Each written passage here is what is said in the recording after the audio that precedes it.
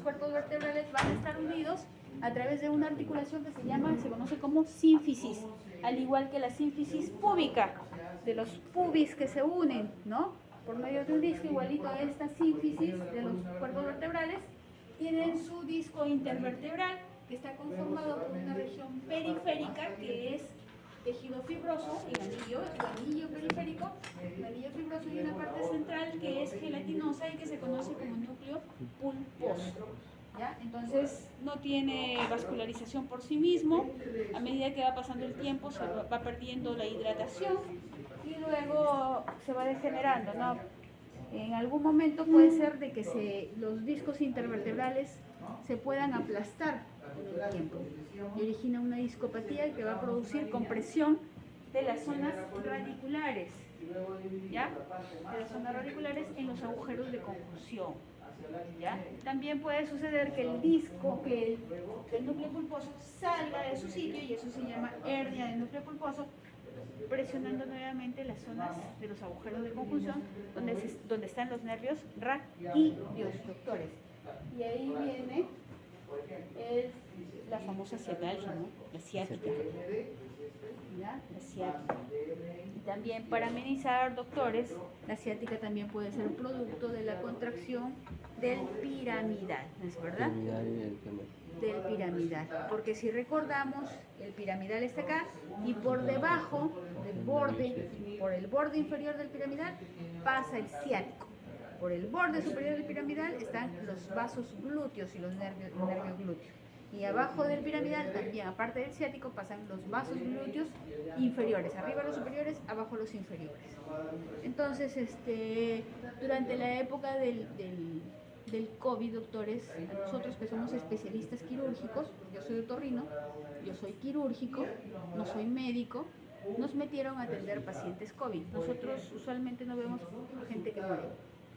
¿Ya? Nosotros operamos y le damos calidad de vida al paciente y no nos encontramos nunca con gente que fallece. Pero ese tiempo se trastocó todo, que así que a nosotros nos pusieron en primera línea, fuimos carne de cañón, y uno de los colegas, después que pasó ya todo, uno de los colegas otorrinos desencadenó, ¿no? O sea, presentó un cuadro de ansioso depresivo. ¿Y qué es lo que pasó? Se le contrajo los piramidales. Y después dice que se fue a jugar, y después de jugar se le contrajo y tuvo un dolor, una ciatalgia bilateral, el dolor de las piernas desde la región glútea hacia abajo. Toda la noche no pudo dormir. Y esto porque estuvo con síndrome ansioso depresivo, ¿no? No, a mí no me pasó, no me deprimí, pero sí me engordé, doctor. Estuve tirada todo el tiempo. Venía de trabajar y era realmente muy sombrío el panorama, porque recuerdo la primera noche en que me vistieron de la cabeza a los pies y luego me pusieron esparadrapo y yo no podía ni respirar ni podía mirar porque la respiración empañaba mis lentes, y no podía escuchar porque me habían tapado los oídos también. Entonces, en ese tiempo, cuando recién empezaba la pandemia, no sabíamos cómo reaccionar.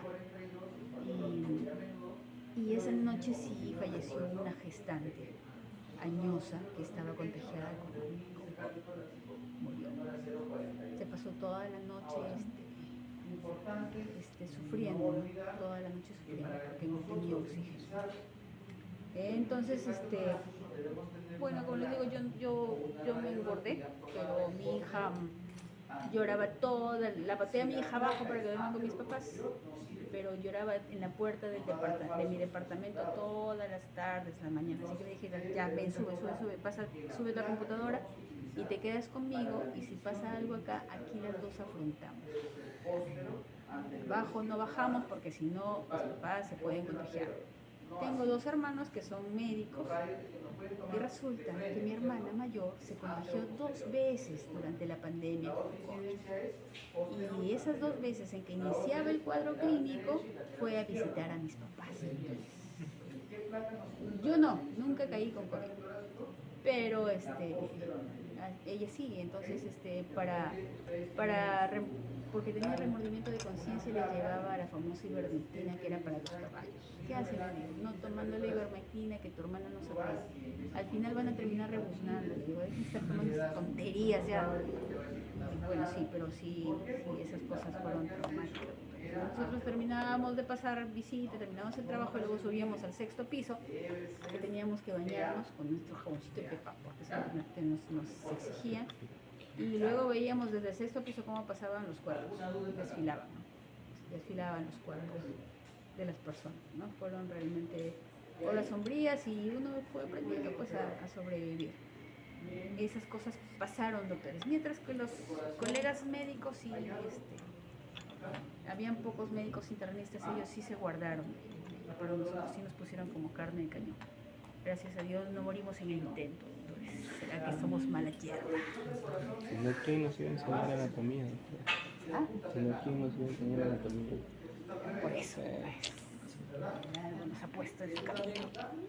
Bueno, doctores, vamos a ver la articulación occipito-atloidea ahora, ¿ya? Comenzando desde arriba. La articulación del occipital con el atlas, doctores, la primera articulación.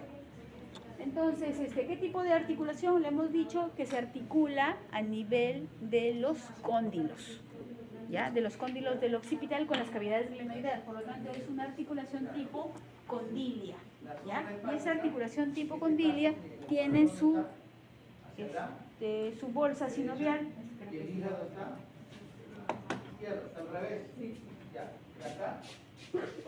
A la derecha, pero el hígado se mantiene.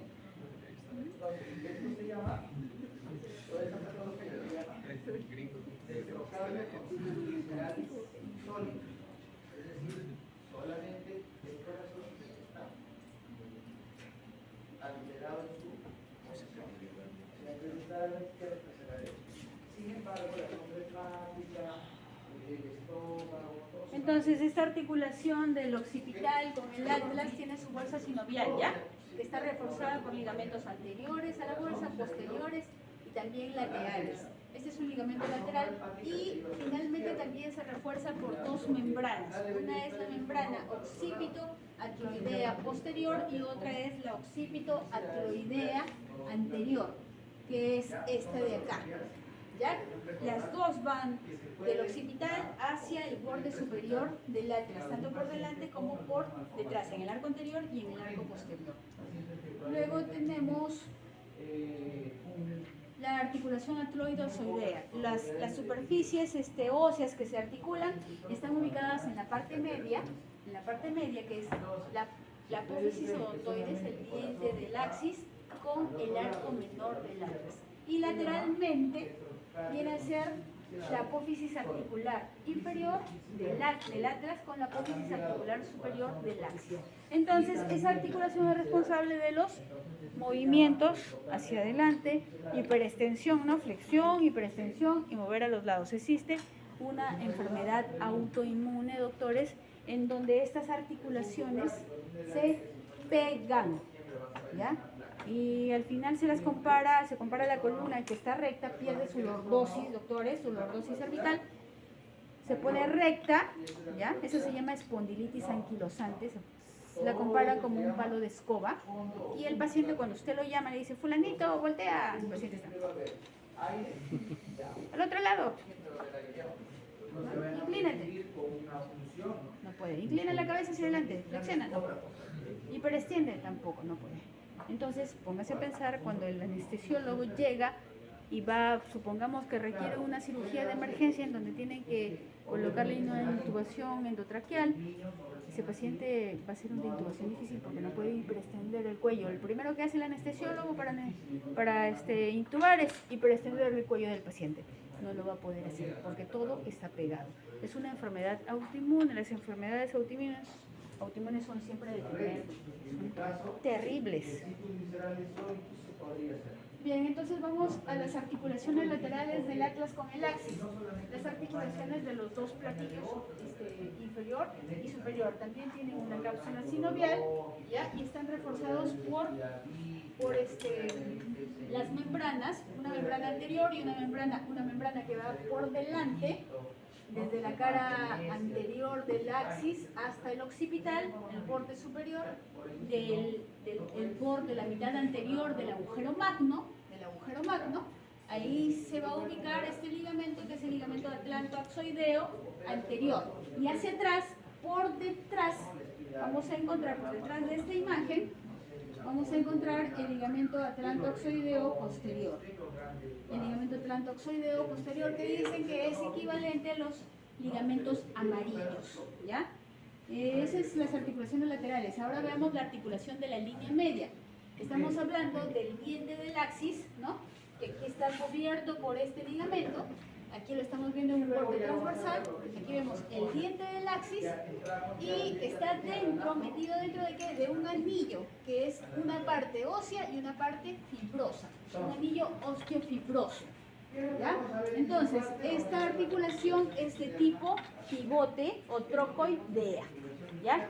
Es una columna que se mueve dentro de un anillo y nos permite los movimientos que ya hemos mencionado, ¿no? De rotación, flexión, extensión, lateralización. Entonces, ¿qué más? Medios de unión de esta articulación hacia atrás, el anillo fibroso, ¿por quién está conformado? Por este ligamento. Este ligamento es el ligamento cruciforme. Es un ligamento que está formado por un ligamento transversal que une las masas laterales y luego se extiende hacia arriba, hasta el borde anterior del agujero magno y hacia abajo, hacia el cuerpo del axis, doctor. ¿Ya? ¿Qué otro medio viene a reforzar acá? ¿Quién viene detrás? Esta es la cara posterior, ¿ya? La cara posterior de esta articulación.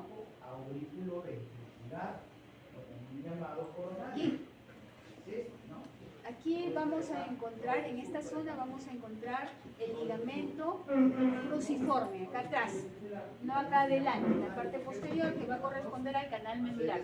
Detrás del ligamento cruciforme va a venir otra membrana a reforzarlo y esa membrana se conoce como membrana tectoria y la vemos acá cortada, ¿ya? Una y otra.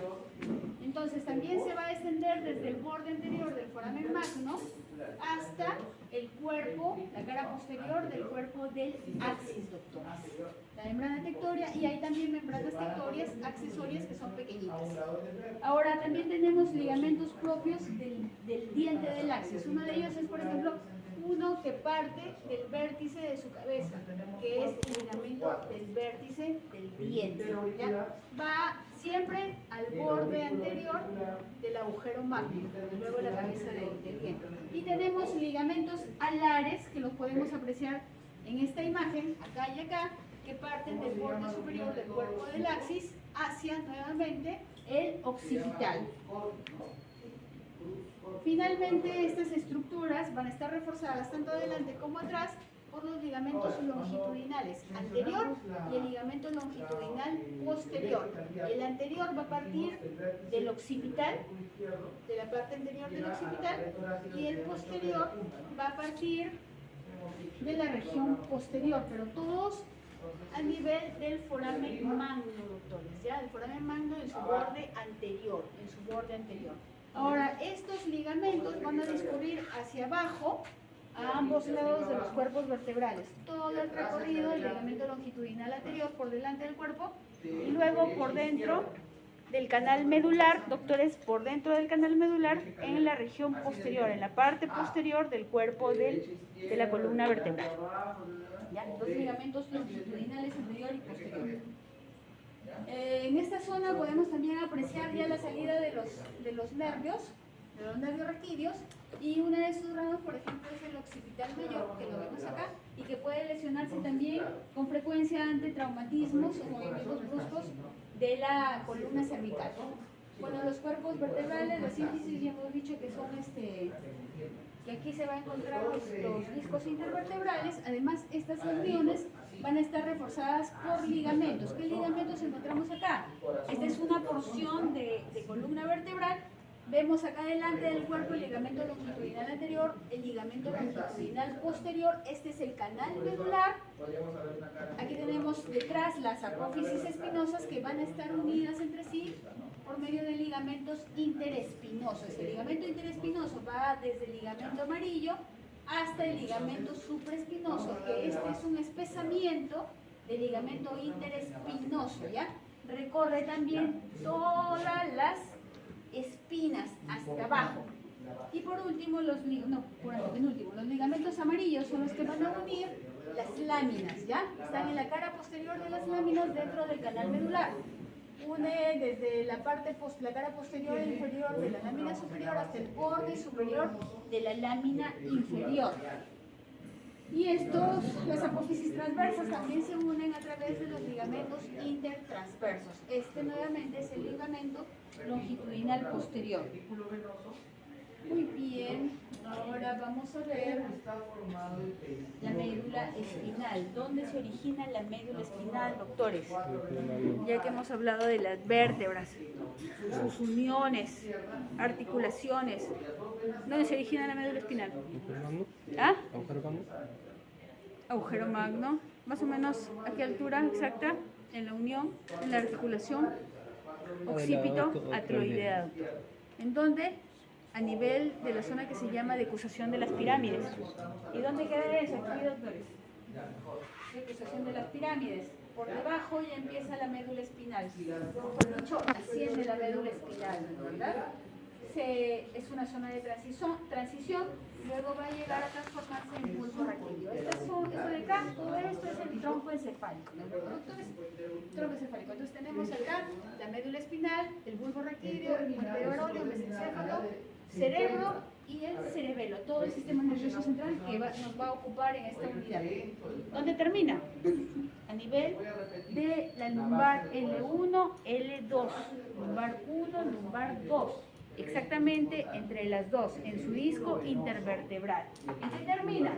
En el cono medular, que es un conito, pues, que está rodeado de las raíces terminales que constituyen la cola de caballo. Luego, el cono terminal emite una prolongación que al final va a estar recubierto o cubierta por dura madre. Solamente dura madre, y esa prolongación es el filum terminal. Y llega a terminar ¿en dónde? En la segunda coxilla. En la segunda coxilla.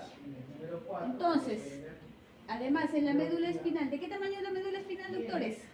De 42 a 45 centímetros. ¿Cuánto ocupa de toda esta longitud? Solamente ocupa los 2 tercios, las 2/3 partes. ¿Qué es? Es más ancha que su diámetro anteroposterior. Es más ancha, o sea, mide de anchura 14 milímetros, centímetro y medio casi de diámetro anteroposterior, de 6.5 a 9 milímetros. ¿Qué más tiene esta médula? Tiene 2 engrosamientos o intumescencias, una que es cervical y otra que es lumbar. ¿Dónde los vemos? Ahí más o menos, lumbar y cervical. La cervical que da origen al plexo braquial y la lumbar da origen al plexo lumbo. ¿A qué altura se encuentra? Más o menos a la altura de la vértebra cervical 3 hasta la vértebra torácica 3. Y lumbar de la T9 a T10 a la L2, doctores. ¿Cuántos nervios tenemos cervical? ¿Cuántos nervios espinales tenemos? 8 cervicales, 12 torácicos, 5 lumbares, 5 sacros y un coxígeo. Cuando nace el bebé, la médula es del mismo tamaño que la columna. A medida que va creciendo, la médula se queda atrás en crecimiento y la columna crece mucho más. De tal forma que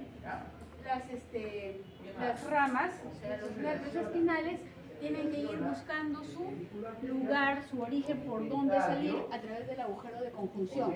O sea, las de arriba se van hacia arriba, luego se van transversales y finalmente se dirigen hacia abajo, ¿no? Se dirigen hacia abajo buscando sus agujeros de conjunción.